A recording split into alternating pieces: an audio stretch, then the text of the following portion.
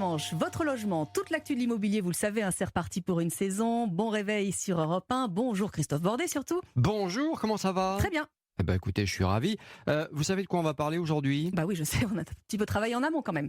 Les JO ? Les JO de Paris. Absolument. Presque dans un an. Absolument, c'est presque dans un an. C'est l'été prochain et beaucoup de Français se sont dit, tiens, et si l'on louait notre appartement, notre maison pendant cette période afin d'améliorer le quotidien, on va dire, voilà. Eh bien, si c'est possible, les amis, par exemple, vous partez en vacances, c'est vide, donc vous pouvez louer. Eh bien, je vous le dis, pas de raison d'hésiter, allez-y, faites-le.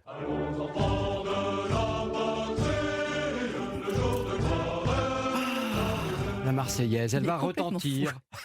Elle va retentir à l'occasion des JO 2024. On aura plein de médailles, évidemment. On est français, madame. Et ce matin, j'ai décidé de défendre contre tous les donneurs de leçons bien pensants du logement. Oui, il y en a un petit paquet quand même. Les Français qui ont décidé de louer leur appart, leur maison pendant les Jeux et qui sont vilipendés ici et là ces derniers temps. Bref, c'est un détail. Oui, ils veulent profiter des prochaines grandes vacances, donc pour fuir Paris et les millions de touristes qui vont déferler, mais qui auront besoin donc de se loger. Un Francilien sur 5, par exemple, en rêve et espère rentabiliser son logement ou gagner un peu d'argent facilement. Et alors ? Et alors, ils ont le droit ? Oui, les prix des locations explosent, mais pas sans raison. Sandrine Alonier, responsable communication de l'adresse immobilier. La réalité, c'est que les prix des locations pour les Jeux Olympiques vont du simple au quintuple par rapport à une période traditionnelle. Les gens se sont un peu calés sur le prix des places, en se disant, voilà, des gens qui ont les moyens de payer des places 500, 1000 euros, ont bien les moyens de payer une nuit 500 ou 1000 euros. 500 à 1000 euros la nuit ? C'est cher, hein ? Bah écoutez, non mais attendez, je vous rappelle quand même qu'il y a moins de 90 000 chambres d'hôtel à Paris et que sans le parc privé, les 15 millions de touristes qui sont attendus dormiraient sans doute sous les ponts. Donc il faut savoir ce que l'on veut.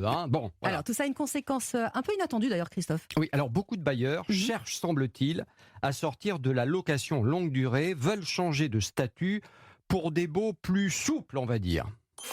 Bail précaire, bail mobilité, pour pouvoir faire de la location saisonnière.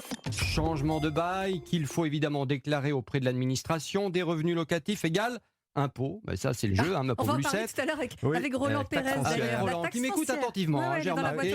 Des adresses pour louer mon appartement. Autre point important pendant les locations liées au JO, être bien assuré, il faut y penser. Il faut avoir une assurance habitation. Le mieux est de demander au locataire ce qu'on appelle une garantie villégiature. C'est une garantie gratuite et qui va lui permettre d'être couvert en cas de location, donc dans sa résidence de vacances et donc dans votre logement. Enfin, il n'y a pas que les touristes lambda qui sont prêts à louer une fortune, mais aussi des entreprises internationales durant cette période qui vont inviter évidemment leurs meilleurs clients et collaborateurs. Ils vont jusqu'à louer des châteaux, figurez-vous, en ce moment. Exemple dans les Yvelines avec cette châtelaine que j'ai contactée mais qui restera anonyme. En général, en louant les chambres, les salons et les dépendances, on peut escompter un revenu d'environ 6 000 euros par jour. Là, pendant les Jeux, on est 10-15 000 euros par jour. Si on loue pendant toute la période des Jeux, on peut escompter environ 200 000 euros. Léna Hig a très bien modifié sa voix. Oui, d'ailleurs, elle vient d'acheter un château en Bretagne pour pouvoir le louer. Ça m'a coûté 25